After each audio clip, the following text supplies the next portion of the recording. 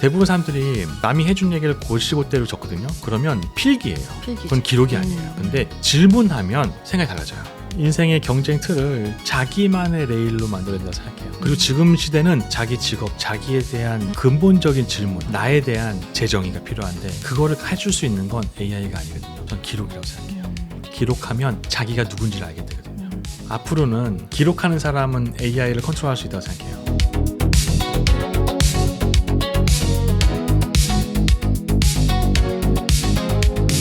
세상이 말하는 정답 말고 나다운 삶의 레퍼런스, 요즘 것들의 사생활 시작합니다. 이번 에피소드는 교보문고와 함께합니다.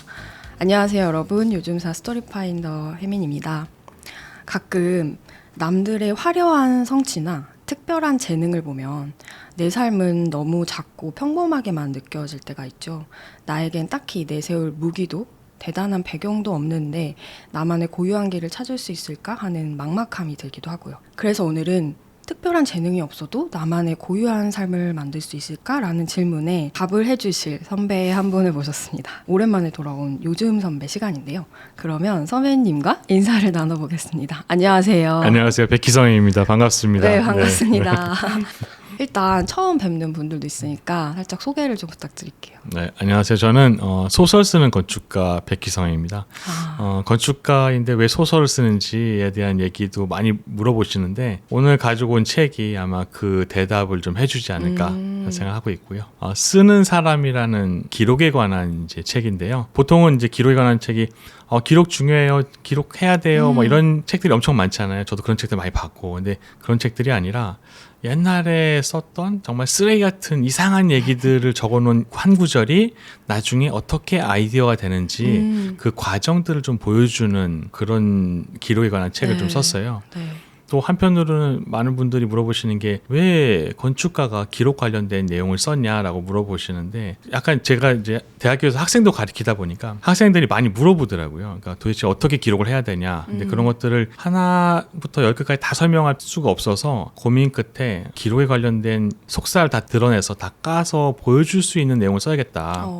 그냥 단순히 기록이 중요하다는 얘기가 아니라 내가 평소에 생각하고 있었던 것들을 한 구절만 적어도 이게 나중에 어떤 식으로 결과까지 이어지는지 그 일련의 과정을 보여주는 내용을 좀 써야겠다 하는 생각이 들어서 쓰게 된 책입니다. 네. 네. 저희가 사실 지난주에도 기록에 관한 인터뷰를 했었고, 그래요? 기록에 대한 얘기를 사실 많이 하거든요. 네. 그런데 또 이번에 좀 달랐어요. 저도 책을 읽어보면서 이거는 그 기록의 시작부터 그렇죠. 그 결과가 어떻게 되는지 그 과정을 다 적어 놓으셨더라고요. 네. 그래서 그게 되게 신선했고 아마 그래서 제가 오프닝에 얘기한 것처럼 평범했던 어떤 생각들, 나는 특징이 없어 이렇게 생각하는 사람들도 기록을 이렇게 해도 이런 결과, 이런 성취를 만들 수도 있구나, 그런 부분에서 좀 얘기를 해주실 수 있지 않을까 싶어서 오늘 선배로 좀 모셨고요.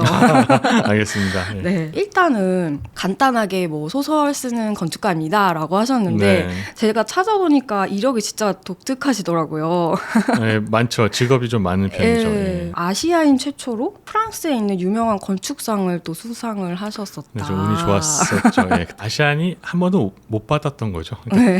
프랑스에서 받은 거니까. 네. 그리고 소설도 베스트셀러가 되셨어요. 그것도 이제 독자분들께서 도와주셔서 가능했죠. 네. 그리고 화가로도 활동을 하시고 디자인도 하시고, 그래서 이런 것만 보면 너무 대단한 사람이다. 재수 없죠. 금수저 아니야? 약간 이런 오해들 많이 하거든요. 대부분 이제 대단한 거 하는 사람 보면 저 사람 원래 재능이 좀 특별하겠지. 이미 좀 뭐가 받쳐주는 배경이 있겠지. 이런 생각을 해서 오히려 박탈감을 많이 느낀다고 하더라고요. 네, 제가 들어도 얘는 소설도 쓰고 뭐 이런 에세이도 쓰고 문화재 연구도 하거든요. 네, 문화재 자문위원도 하고 그래서 그리고 건축가도 한데 뭐 디자인도 한데 그림도 그리고 이러면 짜증나, 재수 없죠. 제가 봐도 너무 재수 없을 것 같고, 근데 이 모든 여정이 사실은 제가 썼던 기록 때문에 일어난 해프닝 같은 거였어요. 그래서 대학교 다닐 때만 해도 제 선배들도 그렇고 제 교수님도 그렇고 제 이름도 잘 기억 못하세요. 그러니까 존재감이 없었던 학생이었던 거죠. 네, 책에 보니까 뭐 평균 이하였다 나는 뭐 이렇게 쓰셨던데. 완전히 평균 이하였죠. 어느 정도였냐면, 그러니까 제 이름을 기억하는 사람이 거의 없었고요. 친구들도 저한테 내가 알던 너가 맞냐? 뭐가 널 여기 바꿔놨냐? 이렇게 물어보는 친구들도 많았고, 심지어 저희 부모님도 제가 대학교 졸업할 때까지도 얘가 뭐 먹고 살까? 얘는 아, 도대체 진짜요? 맨날 게을러서 뭔가 하는 것도 없고 걱정을 많이 하셨죠. 근데 그때까지도 기록이 저한테 이렇게 영향을 줄 거라고 생각 못했고 기록을 하고 나서 한 5년 정도 지나고 나서부터 천천히 이제 영향을 주기 시작했어요. 변화를 주기 시작했고 그리고 나서 10년이 지나니까 그때부터는 한 해 한 해 달라요. 매년 다음 해가 기대돼요.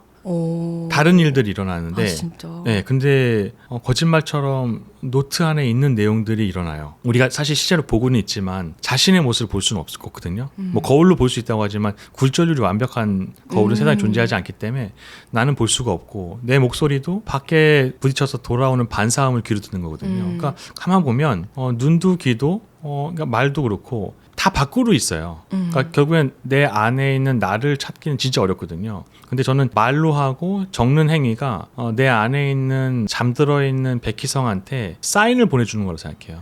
내가 뭘 하고 싶다 하면 가만히 상상만 하면 거기서 끝이거든요. 근데 만약에 내가 상상하는 걸 희성아 이거 한번 해보고 싶지 않아? 너 이거 왜 해보고 싶어? 라고 얘기하고 그걸 노트에 똑같이 적어 놓으면 뇌가 눈을 통해서 본다고 생각해요. 저는. 그럼 그걸 통해서 저는 잊어버려도 이 안에 있는 또 다른 백희성은 그걸 계속 생각하고 있는 거죠. 저는 좋아하는 일을 하는 가장 첫 번째 방법이 적고 말하는 거라고 생각해요. 그거에 대한 효과를 많이 보고 있는 거고요. 지금 여기까지 들으시면 뭐 시크릿 얘기하는 건가? 적은 대로 다 된다는 건가? 약간 이렇게 생각하실 수 있는데 진짜 그 경험을 하셨으니까 그 책에 보니까 기록이 삶을 이어갈 방법도 만들고 심지어 먹고 살 길까지 열어줬다라고 쓰셨더라고요. 그래서 오늘 기록한 노트도 좀 가져오셨는데 살짝 볼 수 있을까요? 예. 뭐 이렇게 좋은 내용은 없습니다. 이런 노트에 이게 지금 혹시 몇 권이 있으세요? 집에 이런 노트가? 권수는 300권이 있고요. 그리고 실제로 제가 제일 아끼는 거는 80권 정도가 가장 자주 보고 한 30권에서 50권 정도는 저희 회사에 비치해 놓고 수시로 봅니다. 막 그림도 있고 글도 있고 책에도 이제 노트의 한 부분들을 이렇게 발췌해서 올려놓으셨더라고요. 근데 이거는 그거의 이제 날것의 버전을 제가 보고 있는 거라서 그렇죠. 신기한데 이런 식으로 이런 노트가 지금 300권이 있다는 그러니까 쌓인 거죠. 그러니까요. 한 번에 쓰면 못 쓰지만 제가 2002년도부터 썼으니까요. 그래서 그 시작을 좀 들어보고 싶어요. 이렇게 변화를 경험했다고 하셨는데 처음 기록을 깊게 빠지게 된 계기가 있으셨는지. 저는 학교에 수업할 때 설계 수업을 할 때 맨 앞에 앉는 학생이거든요. 맨 앞에 앉아서 집중 못하는 애들 있잖아요. 저 세상 가 있는 아이들. 그런 케이스여서 선생님이 하루는 막 뭘 물어보시는데 애들이 다 대답을 못하니까 맨 앞에 우등생처럼 앉아있는 저한테 물어보시는 거예요. 희성이는 기억나지? 저번 주 선생님이 얘기했잖아. 너도 고개 끄덕였고. 근데 제가 답을 못한 거죠. 그래서 선생님이 너는 이제 앞으로 노트를 피고 무조건 내가 한 얘기를 다 적어라. 그게 사실 노트의 첫 시작이었어요. 근데 그럼에도 불구하고 적으면서 그림도 그렸다가 이상하게 막 그리는 거죠. 이상하게 쓰고 있는 거죠. 낙서처럼. 네. 나중에 노트를 다시 펼쳐봤는데 너무 놀란 거예요. 이거 누가 쓴 거지? 제가 뭐라고 적었냐면 누가 낙서했나? 라고 물음표를 걸었어요. 그게 노트의 처음 시작이었어요. 그리고 나서 우연치 않게 다시 봤는데 누가 이거 낙서했나라는 그 문장도 기억이 안 나는 거예요. 이걸 누가 썼지? 이게 누가 썼지? 그래서 얘네들이 뭐지? 그리고 나서 며칠 있다가 다시 봤는데 이걸 다 내가 썼다는 걸 알았어요. 그러니까 필체나 그림체가 같으니까요. 그렇겠죠. 네. 그러면서 그때 뭐라고 적어놨냐면 내가 모르는 내가 있는 건가? 라는 질문이 처음 적혀졌어요. 내가 생각하는 나하고 내가 실제 존재하는 나가 다를 수도 있겠구나. 이거를 알았어요. 그래서 그때 뭐라고 적었냐면 기록하는 나와 내가 느끼는 나가 다를 수도 있지 않을까? 그렇게 해서 한 권을 다 썼는데 재밌는 일이 일어나요. 그 노트를 잃어버립니다. 아 진짜요? 네.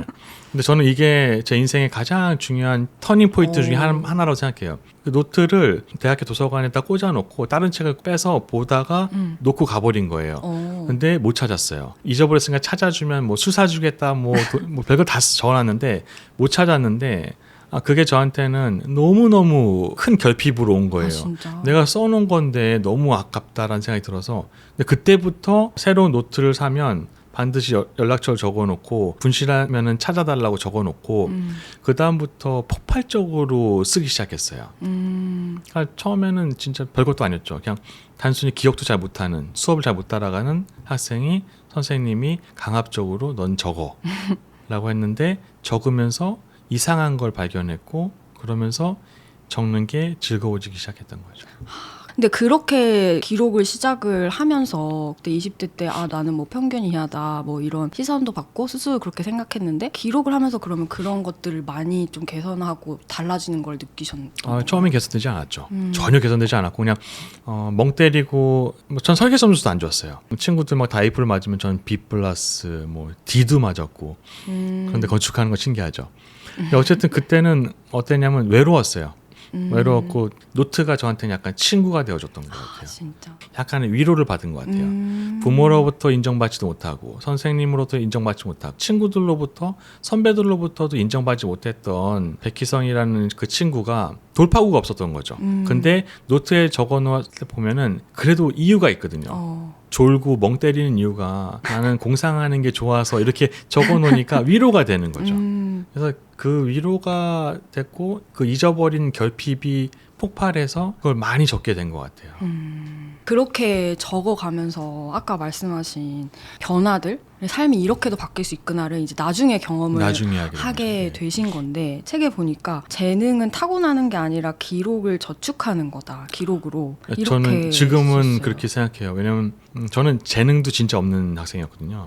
아버지가 내 아들은 어렸을 때 장난감 갖다 주면 만드는 건 좋아하는데 다 만들고 나면은 창고에다 갖다 처박아 놓고 안 갖고 논대요. 그러니까 그걸 보면서 답답하셨대요. 만들고 갖고 놀아야 되는데 만들고 그냥 처박아 놓으니까 만들기까지만 좋아하는구나. 네. 그런데 그 얘기를 어떤 분한테 했는데 그분이 건축하셨나 봐요. 근데 건축가가 딱 그렇다. 만드는 게 즐겁고 건물을 사용하지 못하고 키를 주고 떠나는 사람이기 때문에 만드는 거가 즐거운 사람이 건축가에 적합하다. 이 얘기를 들으시고 저한테 강요하면 또 안 들을 것 같으니까 책 3권을 저한테 갖다 놓으신 거예요. 제 책상에다가. 건축학개론, 세계 건축 기행, 그리고 또 하나는 만화로 보는 건축 역사 이야기. 요 3권인데 만화부터 보셨죠? 네, 그렇죠. 당연하죠. 얇고 만화부터 봤는데 너무 재밌는 거예요. 그리고 나서 아버지한테 건축가 가고 싶다고. 건축가 가서도 1년 딱 지나고 나서 이건 내 길이 아니다라고 판단했어요. 진짜요? 너무 어려워요? 너무 어렵고요. 수업이? 너무 어렵고 수업을 따라가는 게 너무 힘들었어요. 딴에 전과하거나 안 되면 자퇴하려고 했는데 제 친구가 저한테 그러더라고요. 그만둘 때 그만두더라도 우리 학교에서 제일 빡센 선생님 수업 한 번만 들어보고 그래도 안 되면 그만두자. 그래서 들어가서 저번 학기 설계 점수 모니는데 다 A+, A+, A+, A+. 근데 저는 넌 모니니까 B-. 선생님 그때 그러셨죠. 너는 그냥 나가는 게 좋지 않겠니? 그래서 설계반에서 제일 높은 점수가 B+일 건데 그 정도로 학점을 되게 짜게 주셨거든요. 근데 그분이 적으라고 했잖아요. 그러니까 적는데 제가 적을 게 없으니까 질문만 많이 적은 거죠. 선생님이 뭐라고 얘기를 하면 이해가 안 되니까 이게 뭘까? 이게 뭘까? 죄다 질문밖에 없는데 저는 그게 저한테 진짜 중요한 순간이었어요. 그러니까 대부분 사람들이 남이 해준 얘기를 곧시곧대로 적거든요. 그러면 필기예요. 필기죠. 그건 기록이 아니에요. 그러니까 남이 해준 얘기를 적고 내 생각을 하기는 어렵습니다. 근데 질문하면 그러면 생각이 달라져요. 당시에 궁금증이 되게 많았어요. 근데 사실 궁금증이 노트에 적어놓은 게 다 질문밖에 없어가지고 적어놓다 보니까 저도 모르게 입으로 튀어나오더라고요. 그리고 건축을 포기하겠다는 강한 이제 확신이 있어서 마지막이라 생각하니까 또 두려울 게 없더라고요. 오히려 네. 그때 그렇게 됐었죠. 그렇게 질문을 적어가면서 그러면 뭔가 이 네. 길을 좀 더 해봐야겠다 이런 생각을 하셨겠네요. 독일에서 유학하신 교수님이 이런 얘기를 주셨어요. 그러니까 그분은 기능과 더불어서 중요한 게 건축은 논리다. 근데 그동안은 저는 이제 건축을 어떤 이유로 만들어야 되는지를 몰라서 계속 헤맸고 어려웠었는데 그분이 얘기하신 게 논리적으로 뭔가를 말을 만들어서 그거를 건물로 만들어주는 게 건축이다. 근데 그게 저한테는 되게 좋았던 것 같아요. 그리고 기록을 하면서 노트에다가 쓰면 자연스럽게 정리가 돼요. 근데 저는 열심히 적다 보니까 한 학기가 끝날 때쯤 되니까 다 정리가 된 거죠. 그래서 정리한 내용으로 결과물을 발표했는데 결과물은 정말 최악이었습니다. 근데 선생님이 이렇게 얘기해 주셨어요. 너는 디자인은 정말 아닌 것 같아. 근데 너는 논리적이야. 그러니 앞으로 네가 그 논리적인 생각을 계속해서 한 10년, 20년 쭉 해나갈 수 있으면 너는 건축가로 성장할 수 있을 거야. 그래서 제가 디자인이 안 되는데 어떻게 성장하나요? 디자인은 배우는 거야. 근데 논리적인 사고는 네가 차곡차곡 쌓아야 되는 거고. 그래서 제가 디자인 어떻게 배울 수 있을까요? 그래서 찾아갔더니 교수님이 그러시더라고요. 100명의 건축가의 도면을 외우자. 처음에 그건 안 될 것 같은데요. 했더니 저한테 뭐라고 하셨냐면, 야, 건축을 하려고 하는 놈이 적어도 100개의 건축물 사례 정도는 머릿속에 넣고 있어야 되는 거 아니야? 방학 때마다 찾아가서 도면 그리는 공부를 따로 배웠어요. 그러면서 이제 선생님이 너 그래도 여전히 디자인 실력은 구리지만 그래도 건축가로서 아주 조금이지만 가능성이 보인다. 이 얘기를 해주셔서 한 학기만 더 해보자. 한 학기만 더 해보자. 이렇게 되다가 여기까지 온 거죠. 네. 그렇게 되다가 여기까지 오기에는 굉장히 많은 길을 걸어 오셨는데 건축가가 된 과정을 이제 살짝 얘기를 해주셨는데 그 이후에 유학도 가시고 그리고 그 유학 간 곳에서 소설가가 되시고 이것도 결국에는 기록이 없었다면 불가능했다라고 하셨는데 제 책을 읽어보신 분들은 알겠지만 이걸 통해서 뭔가 이루겠다고 생각하시면 안 돼요. 그럼 아무것도 이룰 수 없어요. 오히려 제가 소설책 썼는데 그게 베스트셀러가 되고 종합 1위가 될 줄 알았으면 제가 쓸 수 있었을까요? 못 썼겠죠. 오히려 부담스럽고. 그럼요. 절대 안 되죠. 그러니까 이런 것 같아요. 그러니까 이 기록이 뭔가를 결과를 준다는 생각을 하면 안 될 것 같아요. 단지 나한테 위로가 돼요. 저희 어머니가 저한테 하신 얘기인데, 야, 세상에 희성아, 너보다 잘난 놈은 없어. 그리고 너보다 못난 놈도 없어. 이게 저한테는 10대 때부터 되게 중요한 얘기 중에 하나였어요. 왜냐하면 세상의 모든 사람들은 다 다르잖아요. 다 각자 자기 소우주가 있어요. 근데 그거를 발굴하지를 못한 거죠. 근데 저는 기록을 통해서 그걸 발굴한 거고 발굴하면 결실은 그저 얻는 결과일 뿐이에요. 그러니까 그 결과는 이 기록을 하는 목적이 될 수가 없어요. 어떤 것이 될지는 진짜 아무도 상상할 수 없는 것 같아요. 소설 같은 경우도 소설 쓰려고 한 게 아니었어요. 저는 이거 논문 쓰려고 했던 거예요.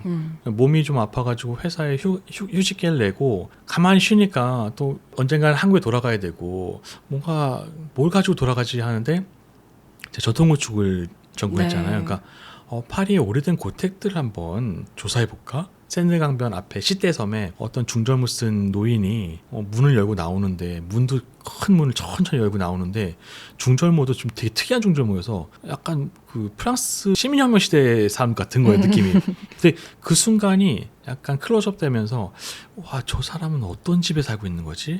궁금해서 이제 은사님한테 이 사람들 옛날 오래된 고택에 사는 사람들 이야기들 혹시 정리된 책이나 이런 거 있을까요?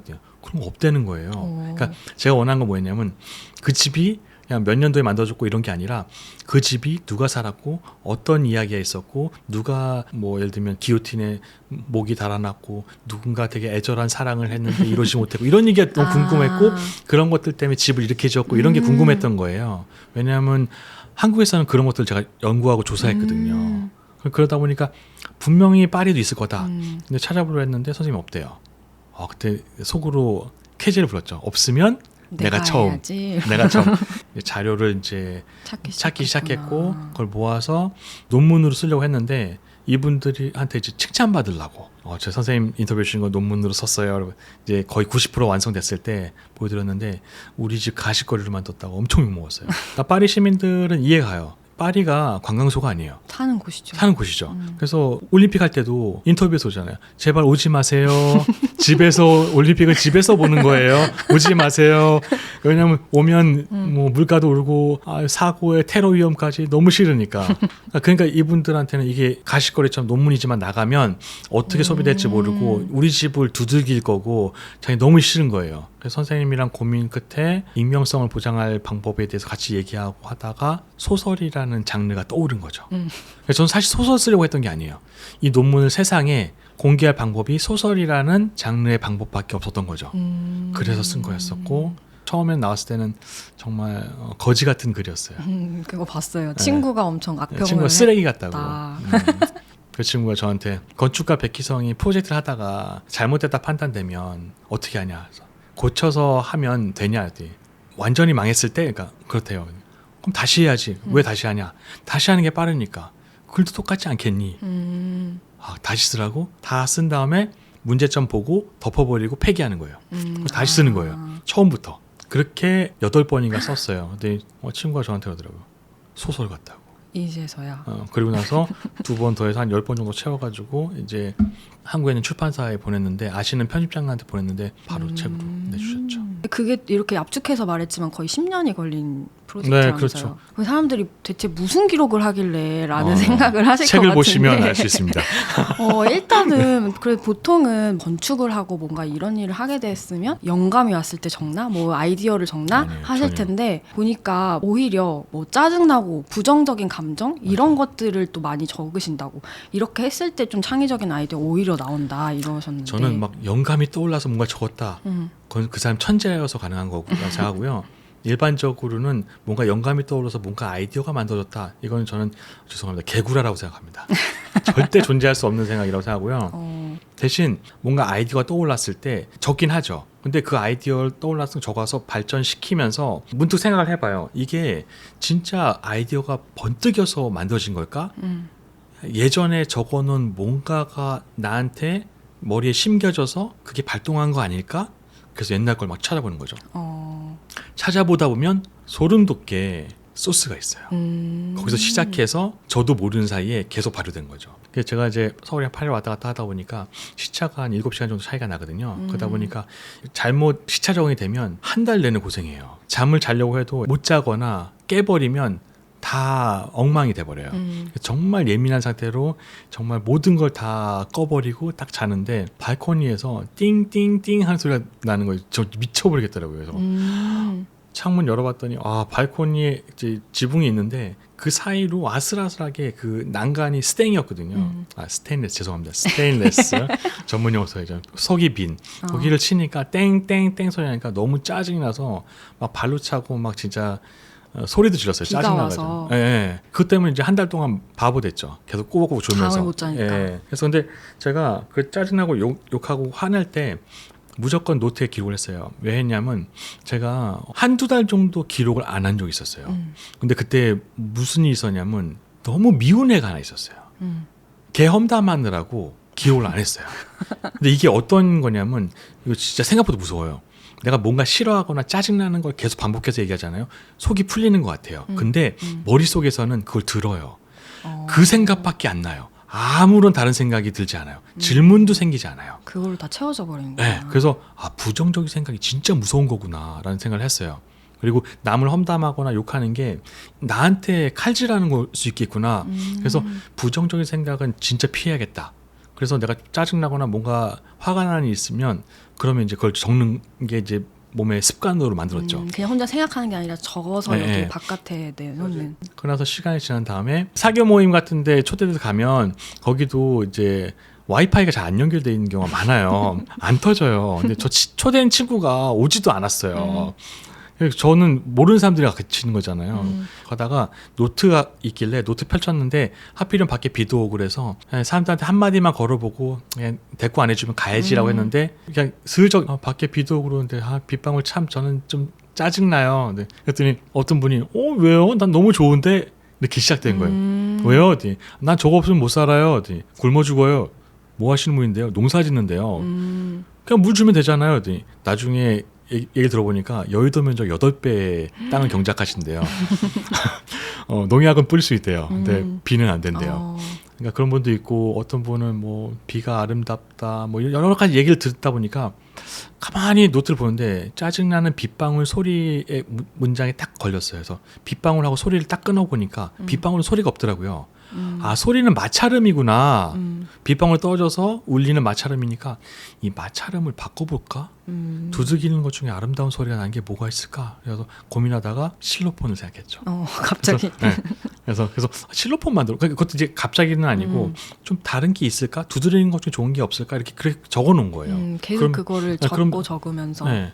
그리고 사람들이 막 계속 그거에 대해 집착해 적는 건 줄 알았는데 전혀 그렇지 않고요. 그냥 일상생활 해요. 그러다가 다른 거 적다가 그냥 우연치 않게 이거 펼치면서 자연스럽게 그 넘어가면서 그 페이지가 살짝 보여요. 그러다 딱 멈추기도 하고 지나가다가 딸랑딸랑 울리는 물이 담겨져 있는 병인데 딸랑딸랑 소리가 들리는데 너무 좋더라고요. 그래서 저거다 저걸로 만들까 하다가 두들기는 것 중에 좋은 소리 나는 게 실로폰도 있네? 실로폰은 근데 금속이잖아. 근데 찾아보니까 옛날에는 실로폰을 텔모드랑 로즈우드를 썼대요. 그래서 그러면 나무로. 목공방에 가서 지나가다가 목공방에 가서 혹시 실로폰 나무로 실로폰 만드는 거 할 수 있어요? 그랬더니 할 수 있대요. 그래서 오케이 등록을 했죠. 목공방을요? 네, 목공방에. 네, 그래서 그분하고 이제 상의하고 해서 이제 밑에 또 공명 같은 껴가지고 이제 빗방울 실로폰을 만든 거죠. 그래서 발코니에다가 올려놓으면 빗방울 떨어지면 소리는 크지 않지만 약간 맑고 청아한 소리가 들리게. 듣기 싫은 소리가 아니라 음악으로 바꾼 음악으로 거구나. 바꿔보자. 그래서 만들었고 또 만들면 참 재밌는 게 비가 또 안 와요.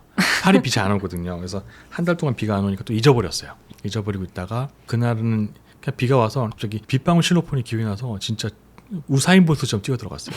그래서 방문 딱 열었는데 소리가 너무 좋은 거예요. 친구랑 약속도 까먹고 그래서 친구가 전화해가지고 야 미안한데 일로 와. 자연이 연주해주는 빗방울 연주를 들을 수 있어. 그러니까 그래서 그렇게 전화를 한 6통인가 돌렸는데 친구가 한 30-40명이 온 것 같아요. 그래가지고 저희 방이 작다 보니까 이제 1층에 카페에서 이제 커피 마시면서 한 명씩 돌아가면서 왔다 갔다 하다가 그러다가 이제 한 친구가 야 그거 출품해봐. 싫어. 내가 왜 출품해? 난 디자이너도 아닌데. 그 친구가 저한테 해줬던 게 진짜 큰 인사이트였어요. 저한테 뭐라 했냐면 반 고흐, 모네, 레오나르도 다빈치 무슨 얘기야? 하고 싶은 얘기 뭐야? 이들은 다 교육을 받지 않고 자기 스스로의 영역을 열어간 사람이야. 쉽게 얘기하면 아마추어지. 근데 그들이 세상에 엄청난 것들을 만들어내면 스콜라리 때, 스쿨의 어원이죠. 학당에서 선생님이 와서 그걸 보고 어떻게 만드는지를 방법을 찾아가서 그걸 학교에 가서 강의하고 그 다음에 학생들이 그거를 마스터하면 그들이 프로가 돼. 교육의 그 가능성을 무시한 건 아니지만 아마추어가 뭔가를 만들 수 없다라는 편견을 버려야 된다는 걸 그 친구가 저한테 준 거죠. 그 친구 말만 따라 이제 제품을 제출했는데 특별상을 받고 이탈리아의 가구 회사에서 그거를 100개를 만들었어요. 아 진짜? 갑자기 디자이너 백기성이 된 거죠. 그게 재수없죠. 예. 근데 저는 그러니까 제가 이거 만들어서 됐다라는 게 아니라 평소에 불만이고 짜증나는 걸 적었고 이걸 바꿔보려는 노력을 하지도 않았어요. 적어놓은 것뿐이고 이 적어놓은 게 이거는 되게 짧은 시간에 이루어진 얘기지만 어떤 거는 아직도 질문 상태로 20년 동안 방치된 내용도 너무 많아요. 그러니까 저는 내년이 더 궁금한 거죠. 어쩌면 내년에 이게 풀릴 수도 있잖아요. 그러네. 그렇게 질문으로 부정적인 것들이 쌓여져 있는 것들이 그냥 쌓여져 있는 거죠. 그러니까 저는 이게 보물처럼 보여요. 기록을 안 하면 뭔가 생각을 하면 쭉 발전하다가 엄마가 불러요. 친구가 부르고 그러면 거기 반응해야 되니까 잊어버리는 거예요. 그리고 잠도 자야 되니까 잊어버리죠. 근데 내가 기록을 적어놓고 여기 뭘까라고 딱 찍어놓고 잊어버린 다음에 다시 펼치면 거기에서부터 다시 시작해요. 그러니까 꼬리에 꼬리를 물고 생각이 발전하는 거죠. 그리고 항상 물어보는 게 낯선 사람처럼 물어봐요. 희성아 너 왜 이렇게 생각하는 거야? 너 이게 왜 관심 있어? 나한테 질문을 계속 저한테 물어보고 질문해 주는 거죠. 제가 프랑스에 주치의가 있어요. 정신과 주치의가. 이 친구랑 얘기를 하면서 제가 기록을 오랫동안 해오다 보니까 내 안에 나답지 않은 이상한 애들이 있다. 근데 그 애들이 다 나인 것 같기도 하다. 했더니 그 크리스토퍼 주치의가 뭐라 했냐면 그게 정상이다. 사람은 한 가지 개성을 갖고 있지 않다. 여러 개가 있는데 동시다발적으로 나오고 그리고 나왔을 때 다른 그 인성을 인지하지 못하면 정신분열이지만 보통은 자기가 자기답지 않게 행동하지만 그것도 자기 모습이다. 예를 들면 맨날 앉아서 공부 열심히 하는 친구 갑자기 클럽에 갔는데 미친 듯이 테이블 위에서 춤추는 거예요. 그러면 우리는 그러죠. 쟤 왜 그래? 이상한 거 아니야? 이러는데 아닌 거예요. 그 사람의 또 다른 면이 있는 거죠. 기록을 하면 나의 여러 면들이 삭제되지 않고 다 유지돼요. 근데 대부분 우리 사회에 살다 보면 이런 거 있죠. 전 남을 평가하는 걸 정말 싫어하거든요. 그러니까 이런 거 있죠. 저 친구 참 착해. 절대 쓰면 안 되는 말이에요. 다른 행동을 하면 사람들이 너 왜 그래? 너 착했잖아. 이거 폭력이에요.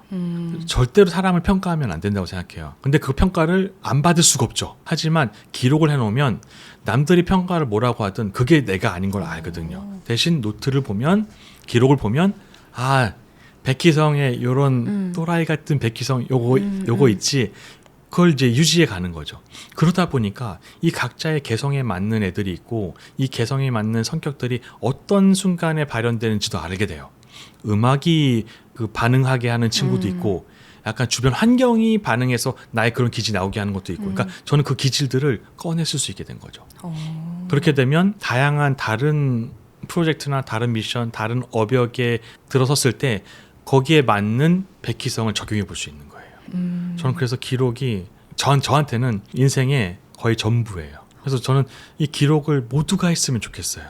제 주변의 지인분 중에 너 이거 아이디어 이렇게 만들어내는 방법들은 그냥 너만 갖고 있으면 되는데 왜 이거를 공개하냐 하는데, 기록을 하는 사람들은 내 안에도 소우주가 있는데 남에게도 소우주가 있거든요.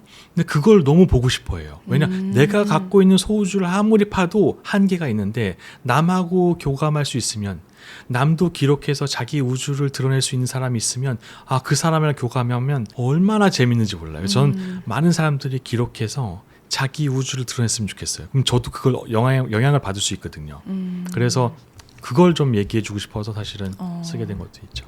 제가 이제 이 노트도 보고 써놓으신 걸 보니까 작가님만의 약간 방법이 있는 것 같더라고요. 다른 사람처럼 막 많은 거를 계속 적는 게 아니라 적고 또 약간 비워놓고 맞아요. 나중에 적고 약간 이런 게 있던데 그 방법에 대해서 좀 약간 알려주실 수 있을까요? 일단 질문을 일단 적는 게 제일 중요한 거고요. 나는 A는 B다라고 생각하는 게 제일 위험한 것 같아요. 그러니까 그렇게 되면은 편견이든 어떤 가치관이든 그건 고착될 수밖에 없거든요. 근데 만약에 뭐뭐이다라고 써야 될 경우는 저는 반드시 끝에 물음표로 써요. 뭐뭐일까라고.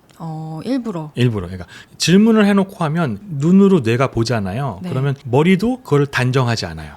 저는 그렇게 생각해요. 근데 마침표를 찍으면 이걸로 내가 생각을 끝나버려요. 단정해버리니까. 네. 그리고 끝난 것들은 머릿속에서도 구석탱이에 그냥 아카이빙 돼서 정리돼 버려요. 그냥 서랍이 닫혀버려요.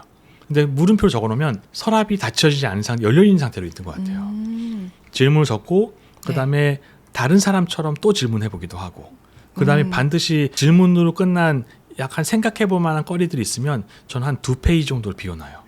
바로 옆에 쓰는 게 아니고. 나중에 시간이 지나고 나서 몇 년 후에 지났는데 딱 봤는데 이거 생각 바뀌었는데? 이러고 바뀌는 거 적게.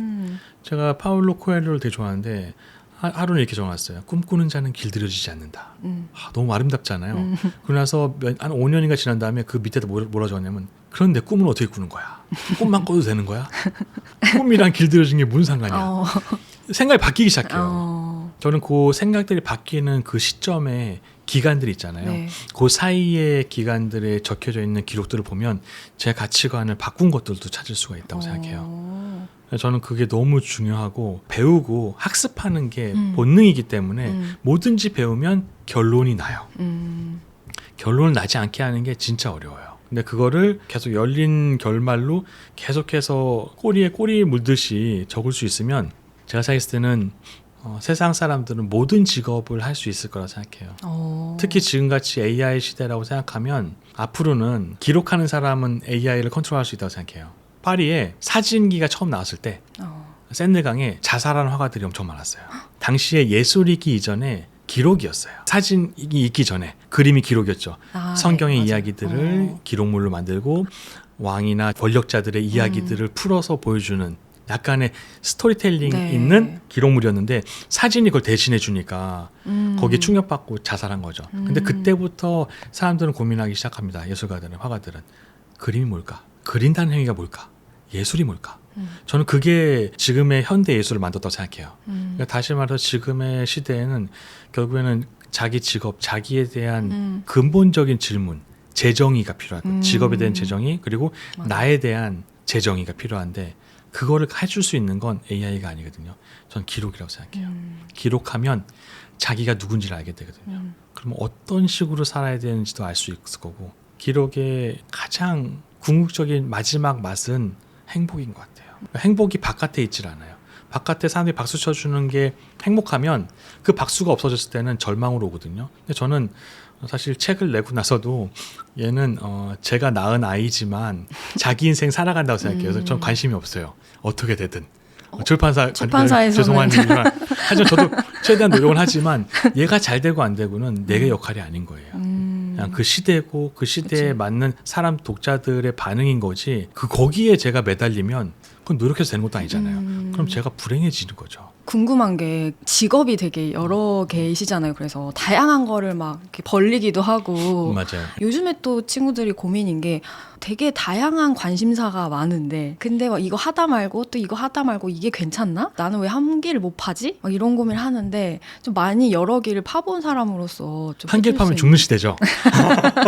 네. 그러니까 제가 생각했을 때는 지금이야말로 정말 다양한 직업들 다 해볼 수 있는 시기인 것 같고요. 저 같은 경우는 AI 이전부터 이제 다양한 직업 갖고 있었잖아요. 많은 분들이 궁금해하세요. 넌 시간이 많냐? 너는 뭐 60시간 쓰냐 하루에? 네, 절대 아니고요. 이런 게 있어요. 어떤 일을 하다가 보면은 장벽에 가로막히죠. 근데 장벽에 가로막히면 우리 어떻게 하죠? 넘으려고 애쓰죠. 그렇죠. 저는 안 그래요. 예를 들면 이런 게 있어요. 제가 조명을 하나 디자인하고 싶었는데 어떤 조명이냐면 백열등 조명인데 이렇게 생겼어요. 근데 불을 켜면 켜지지 않아요. 근데 백열등은 열이 있잖아요. 열이 발생해서 열 때문에 천천히 꽃봉오리가 펴지는 것처럼 등이 펴지는 거예요. 그거를 15년 전에 구상을 했어요. 근데 이 소재가 뭔지 모르잖아요.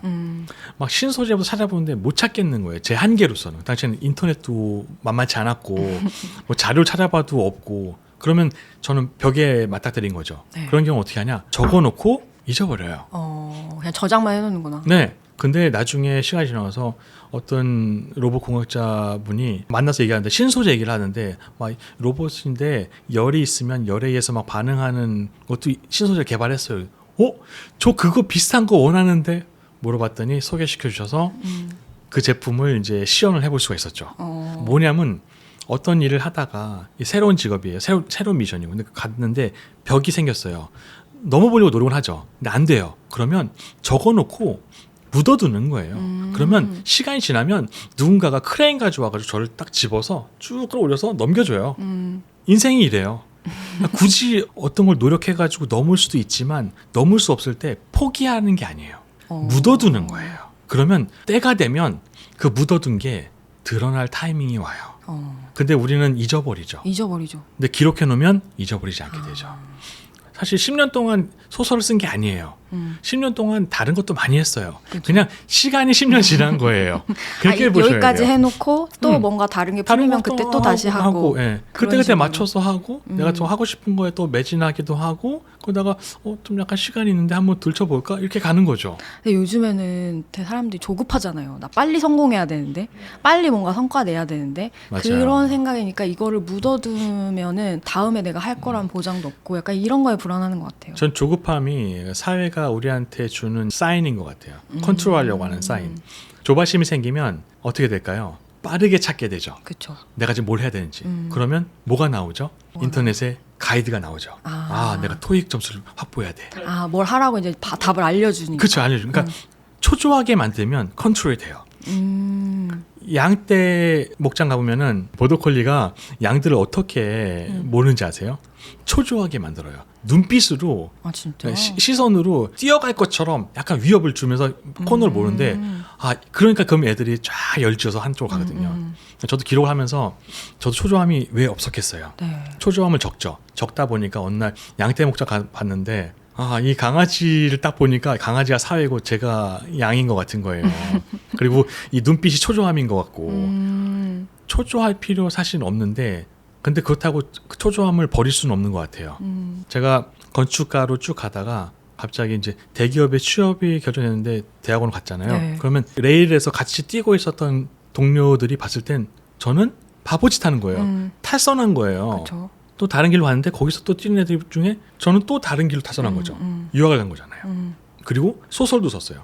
이제 제가 달려온 레일은 저밖에 없잖아요. 그러면 비교군이 없어요. 그럼 초조할 수가 없어요. 오히려 경쟁할 필요가 없다. 살면서 전통건축 전공했고 현대건축 전공했고 유학 갔다 왔고 소설 썼고 문화재 하고 이런 식으로 하면은 주변에 비교할 비교군이 없어요. 그러니까 비교군이 있어야 초조함이 생겨요. 그리고 재밌는 건 양들이잖아요. 하나가 뛰어나가면 반드시 두세 마리 같이 뛰어나가요. 이게 왜 그런지 아세요? 이게 생물의 동기화예요. 뭐냐면 하나가 탈출해 나가는 걸 못 봐요. 우리도 똑같죠. 뭔가 하다가 다른 걸로 하려고 하면 주변에서 다 말려요. 하지마. 그치. 너 큰일 나. 저희 아버지가 해주는 얘기가 있죠. 조언을 믿지 마라. 조언이야말로 너의 인생을 가장 비참하게 만든다. 인생 재밌게 살고 싶으면 딱 하나만 잊지 마라. 세상 사람들은 해보지 않은 걸 조언한다. 그 사람의 실패와 너의 실패는 완전히 다르다. 같은 실패 속에서도 다른 걸 얻게 된다. 그러니까 시행착오를 많이 겪게 되면 단단해지는 게 아니라 인생이 다른 방향으로 자꾸 피버팅 안 되는 거예요. 그러면 주변에 비교할 사람도 없고 인생에 혼자서 뛰게 되는데 외롭긴 해요. 외롭긴 한데 노트가 있으니까 혼자는 아니죠. 네. 그리고 이 노트에는 백희성의 여러 가지 성격들이 있으니까 그들하고 같이 뛰는 거니까 초조하지 않죠. 재밌는 건 제가 막 돌다가 딴 쪽으로 갔다가 갑자기 제가 건축상을 받았어요. 진짜 그것도 얻어 걸린 거예요. 진짜 이 친구들이 같이 다니던 레일에 제가 뛰어들어온 거예요. 갑자기 수상을. 해외에서 건축상 수상. 제 주변의 경쟁자들이 봤을 때는 얘는 어디서 튀어나온 거야? 그치. 그렇죠. 근데 정말 웃긴 거 얘기해 드릴까요? 그러나 저는 사라져요. 왜냐하면 걔네들 레일이 이쪽인데 저는 이 방향으로 가야 되는 거예요. 잠깐 살짝 얼굴 보였다가 안녕 하고 또 사라지는 거예요. 전 다른 레일로 가는 거니까. 인생의 경쟁 틀을 자기만의 레일로 만들어야 된다고 생각해요. 그리고 지금 시대는 그렇게 살 수도 있는 세상이 돼버렸어요. 다빈치가 어느 날은 수학자였다가 어느 날 공학자였다가 화가였다가 조각가였다가 요리사였다가 뭐 근데 저는 그게 아니라 그 사람은 매 순간순간마다 자기가 선택하며 살아왔던 거고요. 그게 왜 지금은 안 될까요? 오히려 지금은 더 잘 되겠죠. 다빈치 글에 보면 너무 재밌는 게 있어요. 기하학에 대해서 배우고 싶은데 이웃집 마을에 누구한테 가면 이걸 배울 수 있는데 지금 당장 갈 시간이 없으니 언젠가는 꼭 가야지 라고 적어놔요. 묻어두는 거죠. 그러니까 기록한 사람들은 제가 봤을 땐 거의 대부분 비슷한 방식인 것 같아요. 묻어놓는. 네, 그러고 나서 우연치 않게 그 마을에 갔을 때 노트 봤는데 떠오른 거죠. 가가지고 배워오고. 아, 나 이거 하려고 했었는데 온 김에 해야지 뭐 이런. 포기하는 게 아니라 노트에 기록으로 묻어두는 거죠. 그럼 때가 되면 잊어버리지만 않으면 반드시 그건 다시 문을 열고 나옵니다. 지금 이제 내가 어떤 길로 가야 할까 약간 고민을 하고 있는 분들, 나다움을 모르겠다. 자기다움이 되게 중요해졌잖아요. 맞아요. 너무 중요하죠. 고유함이 중요하고 뭔가 기술적인 것보다 그런 것들은 다 대체될 수 있는데 대체할 수 없다고 하면은 나만의 고유함일 텐데 그런 걸 찾고 싶은데 나는 잘하는 것도 없고 한데 어떻게 찾을까 했을 때 말씀하신 것처럼 기록을 그럼 해봐야겠다. 첫 번째로 나한테 던져보면 좋은 질문이 있을까요? 최대한 얇은 노트를 하나 준비하시고요. 네. 한 권이 넘어가면 그때부터는 관성적으로 계속 하게 돼요. 그리고 처음에 쓰는 거는 이런 거 안 하셔야 돼요. 그러니까 일단 노트를 딱 펼치고 자 어떤 펜을 쓸까? 자, 그러니까 뭔가 잘 쓰겠다라는 생각을 하면 안 돼요. 그냥 의식의 흐름대로 써야 돼요. 그러니까 자기가 느끼는 걸 그냥 가감없이 던지는 거예요. 그러니까 누구한테 보여줄 생각하면 안 돼요. 저는 일기를 부정하는 건 아니지만 일기는 누군가에게 보여주고자 하는 의욕이 있어요. 그러면 미화하게 돼요. 맞아. 일기도 거짓말한다고 하더라고요. 왜냐하면 이게 미래에 나에게 보여주고자 하는 의도가 좀 있어요. 근데 이거는 누군가에 보여주는 게 아니라 지금 내가 있는 그 자체로 약간 배설한다는 식으로 글씨 쓰는 거예요. 그러니까 그냥 예를 들면 제가 12년 동안 했던 거짓말이 있어요. 거짓말이요? 네, 막을 수가 없어요. 동생에 대한 거짓말. 저희 동생은 이제 정신체 장애가 있어요. 그래서 이제 지금은 한 8세 정도의 진을 갖고 있죠. 저는 2살 차이 나는데 40대 후반이죠. 근데 어렸을 때부터 동생을 물어보면 제가 동생을 천재라고 거짓말을 했어요. 그러니까 이게 트라우마 같은 거죠. 계속 쌓여있는데 동생의 너 가족관계 어떻게 해? 천재 동생 하나 있지라고 한 게 막을 수 없게 튀어나가는 거예요. 근데 그 12년 동안 그걸 계속 적어놨어요. 나올 때마다 또 거짓말했다. 왜 그런 걸까? 근데 그게 트라우마였다는 걸 나중에 알게 됐어요. 근데 그것도 이제 트라우마도 적게 되면 이것도 내가 트라우마를 내가 이용할 수도 있어요. 그러니까 내려놓을 수도 있고. 정신분석학 하시는 분들도 왜 일지를 쓰시는 거냐면요. 상담자와의 관계에서 영향을 받아서 잠입해버리는 거예요. 힘들 수도 있고. 그래서 기록을 써서 나의 사고와 상담자의 상황을 구분하는 거예요. 쓰면 눈이 보고 뇌가 판단합니다. 이게 내 게 아니라는 걸. 저는 기록하면서 남의 생각과 나의 생각을 구분하는 데도 굉장히 큰 도움이 됐거든요. 우리가 누군가 무슨 얘기해주면 와 멋진 생각이다 라고 해서 그 얘기가 어느 날 나도 모르게 내 얘기처럼 나가요. 왜냐하면 뇌는 기억을 온전하게 해주지 않아요. 맞아. 온전하게 해주면 작은 트라우마에서도 벗어날 수가 없어요. 기억은 왜곡하는 게 정상이에요. 저는 기억을 믿지 않습니다. 대신 기록만 믿죠. 그러니까 다시 말해서 저는 나다움을 찾으려고 하면 진짜 가감 없이 쓰는 거예요. 그냥 적는 거죠. 아 요즘 정말 개 짜증난다. 누군 뭐라고 하는데 나는 뭐 안 됐다고 그러는데 막 짜증나 죽겠다. 다 적어놓고 그것도 일단 다 그냥 적는다. 그냥 막 갈겨 적는 거예요. 저는 처음에 놓쳐봤을 때 어땠냐면 앞뒤가 안 맞아요. 그러니까 또 문장이 완성돼야 될 것 같고 막 안 그런 돼요. 압박이 있잖아. 그런 거 없어요. 지금은 저는 완성이 돼요. 왜냐하면 20년 넘게 기록하다 보니까 지금 선생님이라고 얘기한 내용을 한 2시간 정도는 완벽하게 적을 수 있어요. 기록을 너무 오래 하다 보니까 일어난 거고, 보통은 처음에 적었을 때는 앞뒤가 안 맞는 정말 거지 같은 얘기들이 너무 많아요. 근데 반복되는 키워드들이 있어요. 그럼 그 키워드들을 찝어서 물어보는 거죠. 마치 남처럼, 희성아 너 왜 계속 개짜증이라는 말을 다 반복해서 쓰고 있어? 뭐가 널 힘들게 해? 뇌과학자분도 얘기하시더라고요. 기록을 통해서 질문하면 뇌가 그거를 프렌팅한대요. 그러면 나는 인지하지 못하지만 뇌는 그걸 계속해서 고민하고 어느 순간 그걸 던져주는 거죠. 그러면 그걸 보고 사실 내가 친한 친구가 있는데 그 친구의 성공이 난 너무 배가 아픈데 그 친구가 잘 된 게 너무 좋은데 배 아픈 이 모순적인 상황이 날 너무 괴롭게 해. 근데 그렇게 적으면서 나중에 위로도 되는 거예요. 밖에서 온 위로는요 도움이 되긴 하지만 진짜 위로가 되진 않아요. 내가 나에게 해준 위로는 큰 위로가 돼요. 저는 그래서 거기에서 위로가 얻어지면 행복이 안으로 생기거든요. 저는 글을 쓰면서, 이 책이 나오기 전에 글을 쓰면서 그 순간에 행복이 느껴져요. 그리고 그 행복을 다 느끼고 나서 마중물로 책이 만들어진 거니까 이미 저는 다 얻은 거예요. 사랑받고 더 잘 되는 거는 보너스 같은 거고, 안 된다 하더라도 쓰면서 너무 즐거웠거든요. 그러니까 결국은 그런 것들이 그냥 막 썼으면 좋겠어요. 문장이 완성되지 않아도 좋고 어디 위치부터 써야 되는지 제 제자들이 물어봐요. 선생님 펼쳤을 때 중간부터 적을까요? 위에부터 적을까요? 맞아. 첫 장을 적을까요? 두 번째 장부터 적을까요? 이런 것도 있고. 학생들한테 좀 막말을 많이 하는데 날짜를 적을까요? 말까요? 날짜 빨리 적고 그냥 휘갈겨 적어. 네가 의식하기도 전에 적어버려. 그러면 이제 처음에 그게 도움이 돼요? 선생님 제가 휘갈겨 적었는데 무슨 말인지 모르겠어요. 바로 그거야.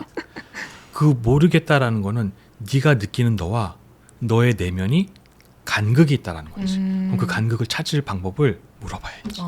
기록했다가. 거의 기록이 나를 키우는 것 같네요. 저는 그렇게 느껴져요. 완전히. 기록을 내가 썼지만 그 기록이 자꾸 나한테 물어보고 질문해가면서 뭔가 내가 잃어버릴 수 있는 나를 자꾸 찾아주고 여기야 이렇게 안내해주고 그런 기분이에요. 뭔가. 그렇죠. 저한테는 그래요. 그러니까 이런 게 있죠. 기록을 하다가 멈춘 사람은 딱 한 케이스밖에 없어요. 필기를 한 거예요. 그냥 근데, 받아 적기만 했다. 예, 질문하고 배상민 교수님 같은 경우는 뭐 강연에서도 얘기하셨지만 밤새서 몇 달을 작업하고 나서 집에 돌아왔는데 화분이 죽은 거예요. 근데 뭐라고 하셨냐면 이 멍청아 왜 죽은 거야? 물 달라고 했어야지. 바보 같지만 저는 너무 중요한 질문을 할게요. 나 아닌 다른 사람처럼 질문한 거잖아요. 그걸 적으신 거죠. 그래서 어떤 화분을 만들었냐면 물이 없어지면 화분이 기울어져요. 물 없다고 물 없다. 말해주는 네, 말해주는. 그런 아이디어는 결국엔 그런 질문 때문에 나온 거죠. 그러니까 우리가 일상에서 느끼는 그냥 생각하는 내용들을 그냥 던져 적는 거예요. 근데 사람들은 뭔가 내가 새로운 걸 느꼈으니까 이걸 적어야지. 그건 필기예요. 필기를 적으면 아무런 소용이 없어요. 저 대학교 때 썼던 필기 하나도 안 봐요. 그러니까 뭔가 좋은 거 보면은 적고 예쁘게 또 잘 정리하고 막 이런 기록도 있는데 진짜 그냥 나의 솔직한 것들을 그냥 거의 여기다 저장해 놓는 그렇죠. 그런 용도의 기록을 할 때 뭔가 나를 찾아가는 데 도움이 된다. 적었을 때 반드시 질문이 들어가줘야 돼요. 된다. 그래야 뇌는 판단하기 시작해요. 그럼 이거 진짜 잃어버리면 안 되겠네요. 안 돼요. 보통은 절대 다 안 돼요. 쓴 거를 그냥 넣어놓잖아요. 네. 근데 이렇게 계속 두고 계속 책장에 꺼내보시겠네요. 꽂아놔요. 네, 꽂아놓고 책처럼. 자주 뽑지는 않고요. 어떤 새로운 미션이 생겼을 때, 새로운 일을 해야 될 때, 그럴 때 이제 꺼내봐요. 어떤 문제 봉착했을 때, 그때 그 해결책으로 이제 기록을 찾아보죠. 그게 어디에 어떤 답이 있을지 모르지만 그냥 그거를 계속 보다 보면은 분명히 답이 항상 나오나요? 어떨까요? 이런 것 같아요. 똑같은 책을 반복해서 읽어보신 적 있으시죠? 그쵸. 뭐 해가 같은, 넘어갔을 때 읽어보거나 몇 년이 지났을 때 읽어보면 좀 안 달라요. 보이는 게 보여요. 네. 책도 안 바뀌었고 사람도 안 바뀌었습니다. 아무것도 안 바뀌었는데 뭐가 바뀌었을까요? 내가 보는 관점이 바뀐 거예요. 그 시간이 바뀐 거고. 그러니까 내가 다른 생각을 하고선 이 책을 보면 다른 게 보여요. 그러니까 저는 이 기록은 평소에는 쓸데없는 얘기들이 가득하지만 내가 어떤 문제를 갖고 이걸 해결해야겠다라는 생각, 관점을 가지면 다른 게 보이기 시작해요. 전 책이랑 똑같은 것 같아요. 전 똑같은 책을 매년 다시 읽는 책들도 있거든요. 근데 그런 책들은 볼 때마다 다른 건 내가 바뀐 것도 아니고 책도 바뀐 것도 아니고 보는 관점이 바뀐 건데 결국에는 관점이 바뀐 상태로 내가 기록해놓은 노트를 볼 수 있다. 그러면 저는 반드시 아이디어는 찾을 수 있다고 생각해요. 사실 우리가 데이터가 왜 없냐? 잃어버리니까요. 제가 상담해 줬던 그 정신과 주치의는 한 달에 3-4번 정도 다이옥시틴인가요? 뭐죠? 저희 엔돌핀보다 더 높은 단계에 약간 감동을 받는 경우가 종종 있대요. 네. 근데 저번 달에 4번 정도 소름 돋게 감동받은 거 기억나세요? 잘 안 나요. 네. 이게 정상이에요. 힘들었던 것만 기억나요. 그렇죠. 그러니까 이게 뇌가 참 신기한 게 힘든 것만 잘 기억해줘요. 근데 진짜 좋았던 것들은 기억 못하고 감동받은 건 기억 못하는데 근데 저한테 그러더라고요. 감동받은 건 넌 다 기억하지. 그래. 노트에 있으니까 다 기억하지. 그게 한 달에 4번 정도 1년에 몇 개예요. 10년이 몇 개예요. 그게 노트에 다 고스란히 있으면 이거 얼마나 좋은 자료일까요? 그러네. 네. 내가 어느 순간에 가장 행복한지 이런 것도 알 그렇죠. 수 있고. 내가 뭐에 감동받는지 내가 뭘 싫어하는지도 싫어하는 것도 또 좋게 바꿔볼 수도 있지만 안 된다 하더라도 뭐를 싫어하는지 이게 나한테 어떤 영향을 주는지를 알 수 있는 거죠. 그래서 저는 백희성 사용법이라고 생각합니다. 기록이라고 쓰고 속마음으로는 이 백희성이라는 사람을 어떻게 마음대로 쓸 수 있는지 제가 생각한 것보다 훨씬 더 다양하게 쓸 수 있더라고요. 평균 이하의 나도 이렇게 쓸 수 있는데 만약 진짜 많은 사람들이 이걸 할 수 있으면 얼마나 좋을까 이런 생각을 진짜 많이 하죠. 아마 오늘 들으시면서 또 새로운 이야기라고 받아들이실 것 같긴 한데 생각보다 방법은 특별하진 않다. 그냥 생각한 것들을 그냥 막 적어놓고 대신 빈칸을 좀 남겨놓고 네. 계속 다시 보면서 맞아요. 또 다시 질문하고 다시 답해보고 그게 단데. 그걸 다 모아두면 그러니까 내가 살아온 몇 년의 과정들이 여기 안에 다 녹아져 있으면 시간이 축소되면서 계속 더 쌓여가면 앞으로 내가 만들어갈 혹은 바라볼 세상들이 얼마나 재밌을까. 저는 매년이 사실 기대돼요. 또 어떤 진짜. 변화가 나한테 올까.